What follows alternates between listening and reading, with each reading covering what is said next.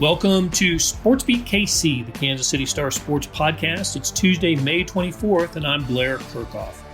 We're talking Royals today, and the news isn't good. They followed the most disappointing loss of the season. That was Sunday when they blew the 6-0 lead after 7 innings and lost to the Twins, with a loss on Monday at Arizona. In that game, the Royals scored 4 in the top of the first, 3 on solo home runs, but they fell 9-5. On today's show, beat writer Lynn Worthy and columnists Vahe, Gregorian, and Sam McDowell break down where things have gone wrong and what decisions face the Royals after the first quarter of the season. Is it time to, as Dayton Moore said about a decade ago, flip the switch and start rebuilding the rebuilding process? We talk about that and more on today's show, which started as a SportsBeat Live. Hey, good morning from rainy Kansas City, and welcome to SportsBeat Live, our weekly conversation about the Royals. We're sponsored by the University of Kansas Health System, and you'll hear from them later in the show.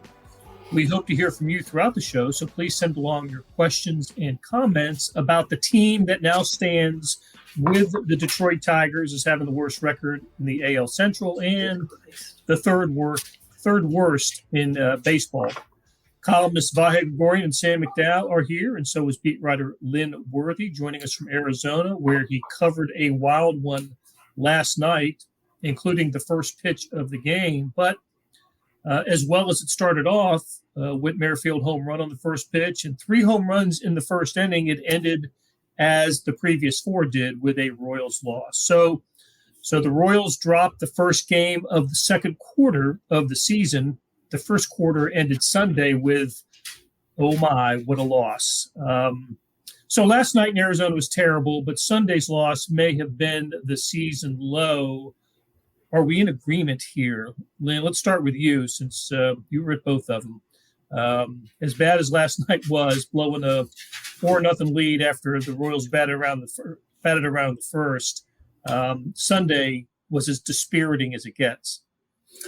Yeah, I'd have to say so, especially the manner in which that happened with them, having gotten an outstanding performance from Brady Singer, 7 scoreless, and most of it with either no margin for error or 1-run lead, and then they finally give them some run support, 5-run inning, and they find a way leading 6-0 to lose it going into the 8th with a 6-run lead.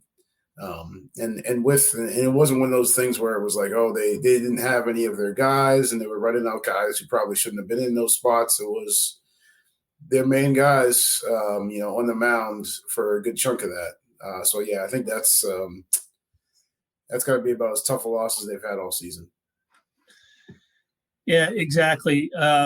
You get the great performance from Brady Singer, the second one in a row, and we'll talk about Brady in a little while, but to see the bullpen struggled the way it did, especially Scott Barlow and Josh Staumont. That was so disappointing, and that it happened in the 40th game of the year, the game that Dayton Moore tends to indicate as the first part of the first stop in the progress report of the team. And to lose that one the way that they did, just a crushing loss. So let's do this. But before we get Sam and Vahe to weigh in, let's hear what a loss like that sounds like from a player who had something to do with that loss, Josh Staumont. So here's what Josh Staumont had to say. What are sort of the emotions that are wrapped up in a game like that, the changes like that? Probably the same emotions that fans feel. I mean, we're giving everything we got.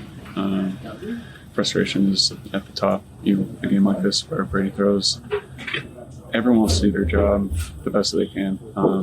Everyone gives 100%. So to fall short in a game like this, super frustrating. There's just mental mistakes, some untimely walks compared to timely hitting. Frustration is probably on the low end of this. We need this win today, and as a bullpen, we just didn't do it for the rest of the team. I mean, leadoff walks are probably the leading cause of the scoring inning. I mean, just can't issue free passes. That's all it is. So, it's up to us. We know what to do. Going behind 2-0 on the first guy, it's a pretty tough situation. You don't want to give him something to hit, but you got to go after him. So, again, frustration. It's going to be the leading win in this game. How do you guys regroup after a loss like that? We do 162 times a year. There's no other way to get this job done consistently unless you're consistent with your emotions. If these are rough seas, you can't ride the highs because they're going to lead the lows and vice versa. So, biggest thing for us is to get home, get our rest, do our job, because you got to show up tomorrow and do it again. So that's all it is. I mean, each person that goes in that field, especially pitchers, you have a goal in mind at all times. You're always trying to pick, especially filling guys on base. You're picking up the guy before you even think about anything that you're doing. Big situation with bases loaded, things like that. You got to establish first pitch strike, and we did that. And got those curveballs on the outside, and with our eyes, a guy that doesn't punch out very often, puts a lot of balls in play. You just got to be careful. So bases loaded, 2 outs. It's a hard thing. Those guys are moving. It's one thing to get that job done, but the job wasn't done. And I stepped up there the next inning and didn't finish it. So frustrating again. Yeah, tough loss on Sunday for the Royals. It was the bullpen Sunday. It was starting pitcher Zach Greinke on Monday night, who could not, given a 4-run lead and a 5-3 lead, after the Royals hit twice, couldn't hold it, and still looking for his first victory back in a Royals uniform. Let's talk about this 40-game thing, though, Sam. Is that are we at a point, the quarter point of the season? Is that a fair milestone part of the calendar for an evaluation of this team? Well, I think that we could determine earlier where the season was headed, and I think that the Royals told us that it was no longer their evaluation point when they fired Terry Bradshaw before that we even hit the 40 games. So, yeah, I mean, it makes sense that I understand the concept, right? It's to not overreact too early in the season, but when you're where the Royals are and sort of mid-rebuild, we all think they should be a little bit further in that progression maybe this year than what they've shown. I think you do have to evaluate some things earlier with some players, and you do have to be patient, even more patient than the 40-game mark with others. Bobby Witt's a great example. MJ Melendez is a great example. I don't think we should be making any determinations on where their seasons are headed because these are their first 40 games in the major leagues.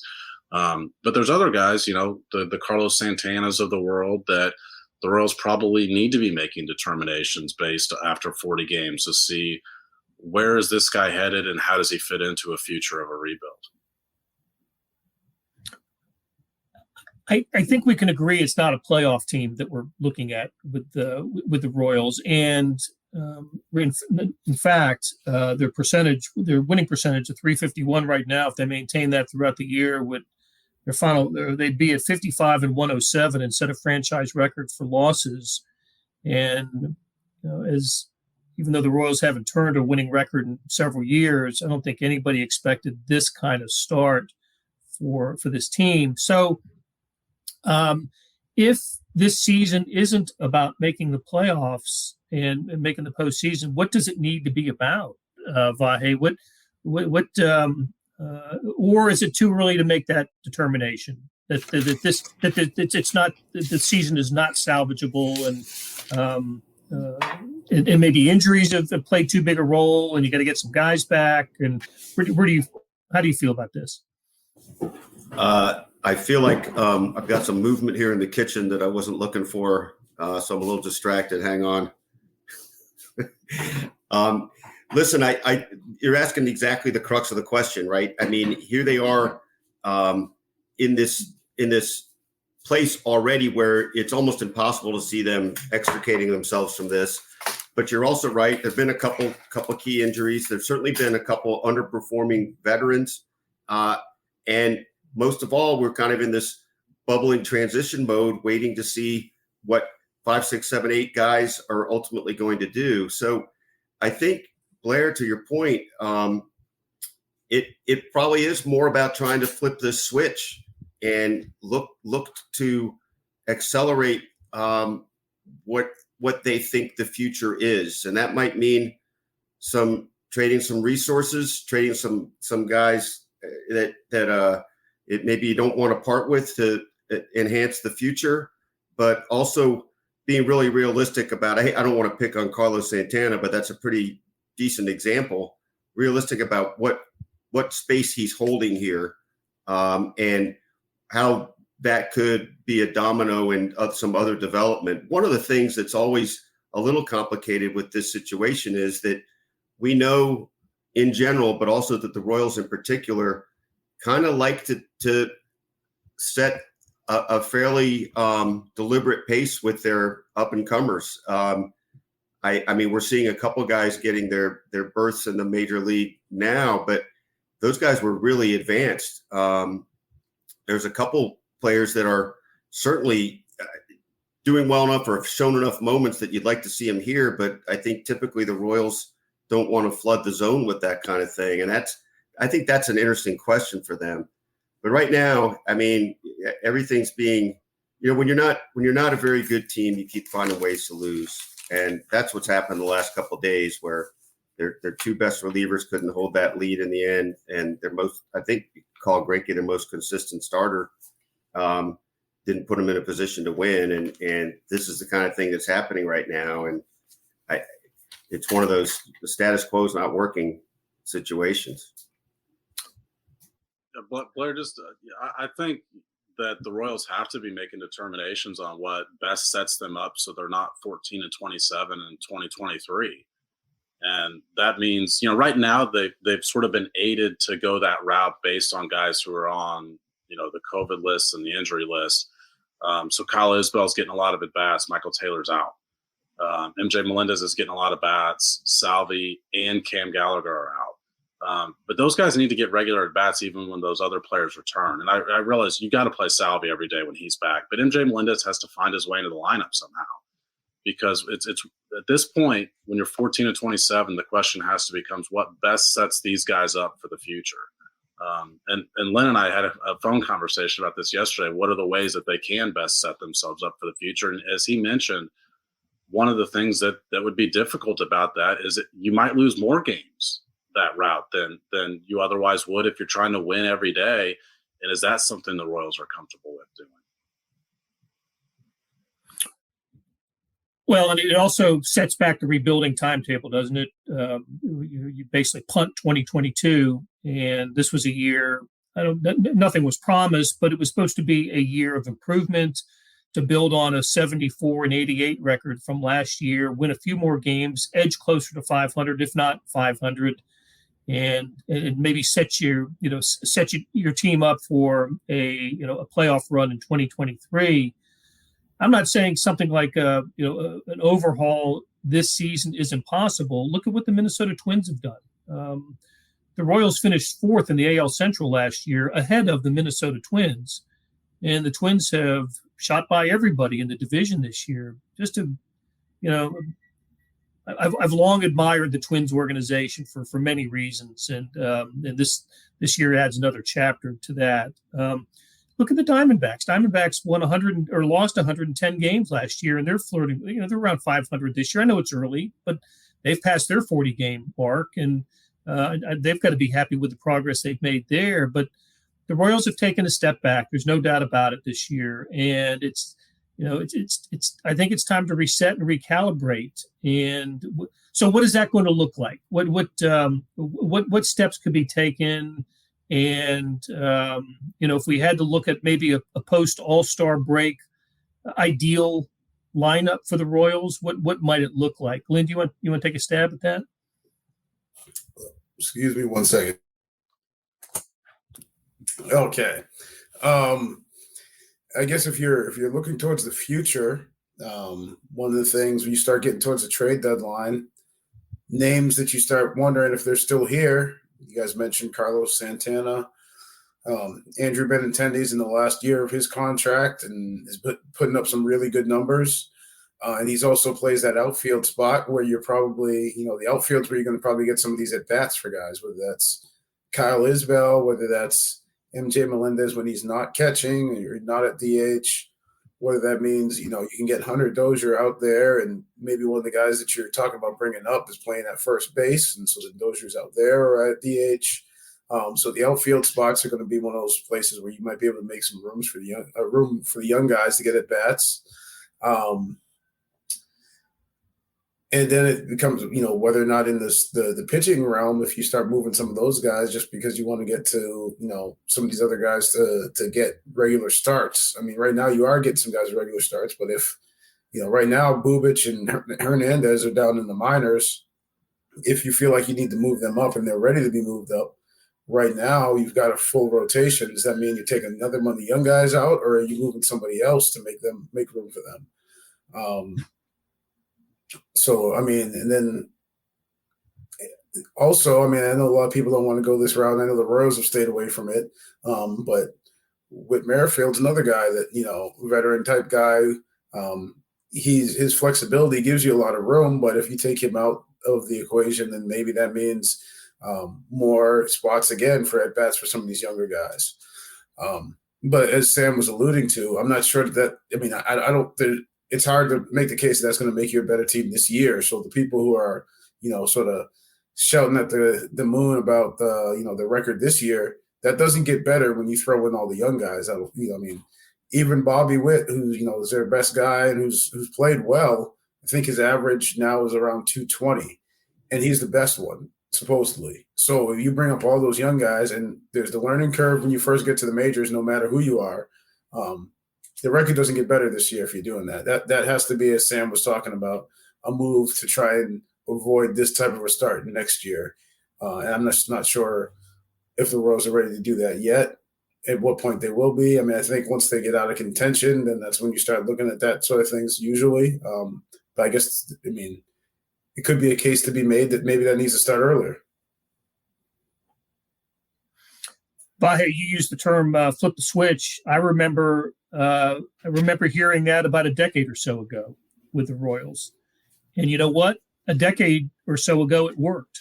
The Royals did flip the switch. And I want to say it was 2011. Yeah. So you weren't here then, but I know you've written about it. And remind us what happened then. Well, part of it, it was sort of embodied in Eric Hosmer, but it was really emblematic, or whatever term you'd use, of the whole movement, when it was sort of a critical mass, time to move Hosmer up, and they were sort of in a what are they waiting for mode. Now, what's interesting about that is obviously it ultimately took to great effect, but it was not. What was that old story they used to tell about Cool Papa Bell, that he could run, that you could turn off the light switch and he'd get in bed in between the time the switch was turned and the time he got in bed? It wasn't fast like that. It was, some wiring that was a little different. But I think it said the future is now. And it was, with that came Moustakas and Perez. I can't remember who was first in that sequence, but all those guys. But that was 2011. 2013 was the next winning season. Now, the parallels aren't perfect, but the concept, I think, is sort of what we're talking about. In bed before it got dark, I believe, is what Cool Papa Bell did. But I'll take it one step further. I remember the flip the switch idea in 2011, and then being really disappointed in the Royals in 2012. That was the year that they were hosting the All-Star game. That was the year the team slogan was "Our Time," basically promising some results, and it was not the Royals' time. And very disappointing season, which led to the 2013 turnaround that prompted Dayton Moore to say, this feels like winning the World Series. He was only 2 years ahead of his time when he said that, but and it obviously caused some ripples when he said it. But I find it interesting that 2011 was absolutely a transition year. 2012 was disappointing in the results. People were really ready for a winner, and then we saw it start to happen in 2013. So. All right, guys, let's take a break and hear from the University of Kansas Health System. March 4th, 2015, I got out of the shower and felt a lump in my left breast. We were able to quickly uncover that she had 2 subtypes of breast cancer, each of them requiring separate and unique treatment plans. This is why you come to the University of Kansas Cancer Center. It is critical to be treated by a team of experts in that specific cancer type. If you don't start with us, I think you'll have more questions than answers. Why would you go anywhere else? Hey, this is Blair. There are several ways to access the Star Sports section. Let me tell you about a couple of them. There is Sports Pass. For $12.99 a month, you get unlimited digital access to all of the Star Sports content, including beat writing, columns, features, pretty much everything we write. The deal renews monthly until you tell us to cancel. For $159.99 a year, you get everything the Star has to offer digitally, including sports and the e-edition. Go to kansascity.com and drop down to the bottom of the page where it says Start a Subscription for more information. Your support has never been more important. As always, thanks for reading and listening.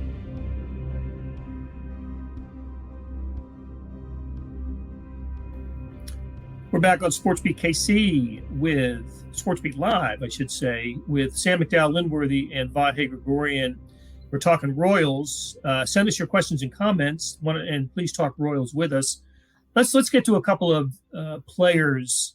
We mentioned Brady Singer earlier. Lynn, what has changed with Brady Singer, who has gone in his last 2 starts, 7 innings, no runs, total of 12 strikeouts. I want to say 3 walks, but the best Brady Singer has looked in a Royals uniform.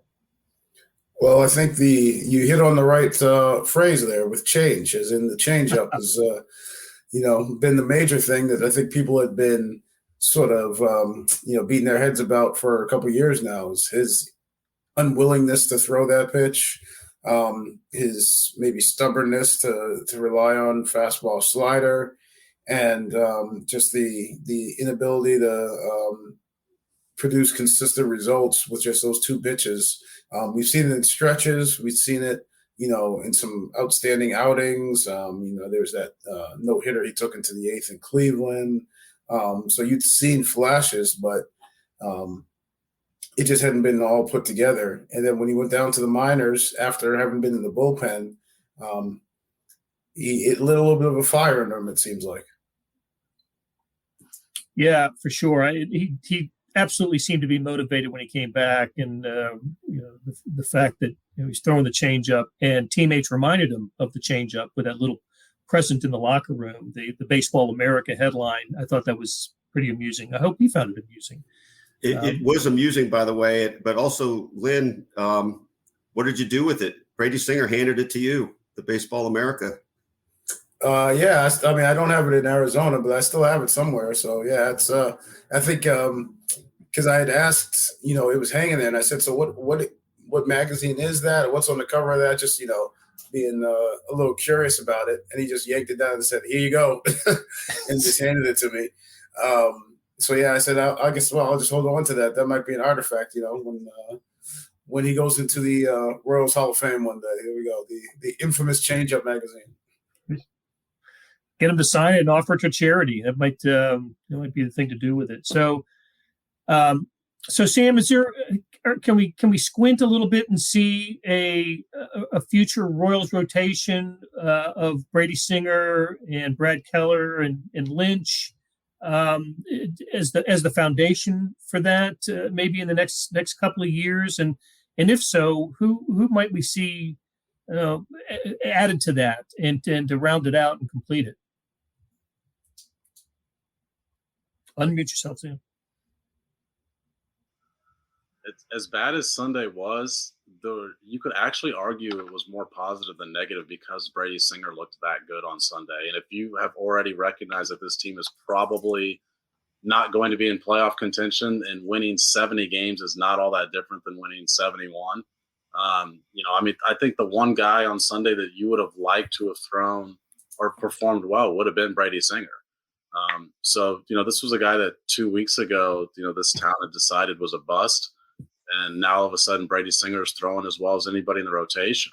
But in order for the Royals to complete this rebuild, those 3 guys you mentioned, Blair, have to be part of the rotation. And, I think other guys are probably need to come from that 2018 draft class. It doesn't mean you can't go sign somebody. I mean, in 14-15, when the Royals built this thing up, they acquired all their pitching basically outside the organization.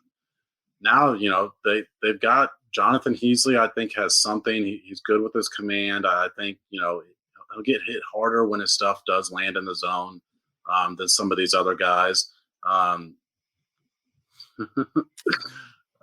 You wonder about, what Bubic and Co are, whether or not those guys can come back in the way that Brady Singer has. I think he's offered them an example and a lesson that a demotion to the minor leagues doesn't have to be, a sour point in the season, but rather can just be a blip in the radar. So Dayton Moore obviously made that point last week, and we may have talked about it on the show about the fact that he takes some ownership of Brady Singer's route to the pros, brought him up too early. But you still have these guys under team control for 4, and in some case 5, in some case 6 years. So you've got time to still develop these guys, even though they are 24, 25 years old. And again, just to put a bow on that, the future of their rebuild depends on developing those particular players we're talking about. You mentioned the 14 and 15 teams. One of my favorite notes about that group was Yordano Ventura was the only starting pitcher who started games in the 14 and 15 postseasons. Completely overhauled the rotation in those years. So, yes, it absolutely can be done with by acquiring pitching. Carrie asks, Lynn, we'll give this to you. How many years away is Asa Lacy? Well, I guess that depends on whether or not they're willing to rush him as well, given what, Sam just said and Dayton's comments about them having rushed both Brady Singer and Chris Bubic. But I think he's probably still a couple years away. I mean, remember his first season, if you want to call it that, was the pandemic year. So that wasn't really a year where he had full baseball, either at the college level or the professional level. So last year was the first year in the minors.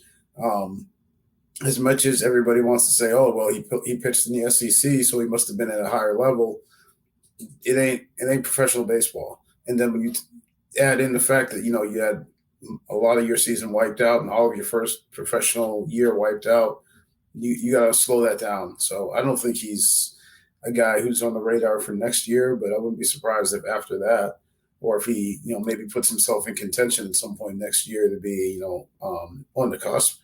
But, I mean, they've got some other guys in the minors who are probably in that next level, above him anyway, whether that's Alec Marsh or Drew Parrish or, some of these guys who've been in the system a little bit and who have, had a little more experience in pro ball.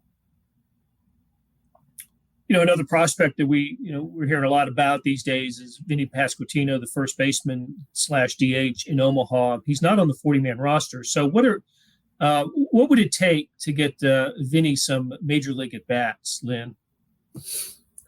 Well, I think I'm stealing the comment from, I think it was Flanny used to always use this one. I think it was a Dave Island one. I apologize if I'm getting the wrong name, but it's like, there's no room on the 40-man. Give me 5 minutes, I'll make room on the 40-man. So, but I mean, if they felt like that was a pressing issue, then, whether that means dealing somebody or designating somebody for assignment, but you'd have to make a move on the 40-man to put him on, and then you could put him in. But again, it's as referring back to earlier conversation, you got to make sure he's going to get at bats. You got to make sure there's regular playing time for him. You got to make sure there's a spot for him. It's not just get him on the roster, bring him up so you can say he's in the big leagues. You got to get him time to see what he can do and adjust to this level. But I mean, sure. I mean, I don't want to, throw anybody overboard, but it's, if you make a deal or if if you decide that you're going to bring somebody like him up or Nick Prado, then that's probably marks the end for somebody like Carlos Santana. So that's probably where that spot comes from if you decide to move that way. Right. The Royals have done this in the past under Dayton Moore. They have, DFA'd players. Omar Infante, I remember in 2016, who was, contributed especially to the 2014 run and still had a couple years left on his contract, was DFA'd. So it has happened in Royals history. I guess they have to determine different circumstances then. The Royals were still in contention and were looking to, to stay, to compete for postseason spots. That's not the case this year. But I think I certainly in Royals fandom, they want to see the future, and the future isn't Carlos Santana or Ryan O'Hearn at this point. So, all right, guys, I think we covered the depressing Royals about as well as we can here. The series continues tonight in Arizona, but they stay on the road. If I think right, 4 with Minnesota, 3 with Cleveland. Lynn, is that where they go from here? Yeah, it's Thursday, Friday, Saturday, Sunday, Minnesota. So you have 4 and then Cleveland. There you go. All right. So they one off day tomorrow, get the first off day in forever. This is that's another thing that I asked a couple of guys about it this past week, and nobody wants to sort of go there because they feel like it's an excuse. But this is also the end of a stretch of 19 games in 17 days for them between the doubleheaders and rainouts and things getting moved around. Yeah, it has been a busy stretch for the Royals, and of course it was all condensed because the season started later, also, so it naturally was compressed. Just complicating matters for the Royals. So, all right, you guys, many thanks for the conversation. Sam McDowell, Vahe, Gregorian, and Lynn Worthy. Monty Davis was great spinning the dials and producing today's show, and thank you for your questions, comments, and attention. We'll be back next Tuesday on another edition of SportsBeat Live. That'll do it for today. Thanks to Monty Davis, who produced the broadcast and the podcast and every other cast that we have, along with SportsBeat KC production team of Randy Mason, Jeff Rosen, and Chris Fickett. Tip of the cap to Vahe, Gregorian, Sam McDowell, and Lynn Worthy for sharing their insights. I enjoyed a follow-up story on the PGA, game coverage of the Stanley Cup playoffs, and French Open in today's morning sports edition. Go to liveedition.kansascity.com for more information. Thanks for listening, and we'll be back soon with another SportsBeat Kansas City.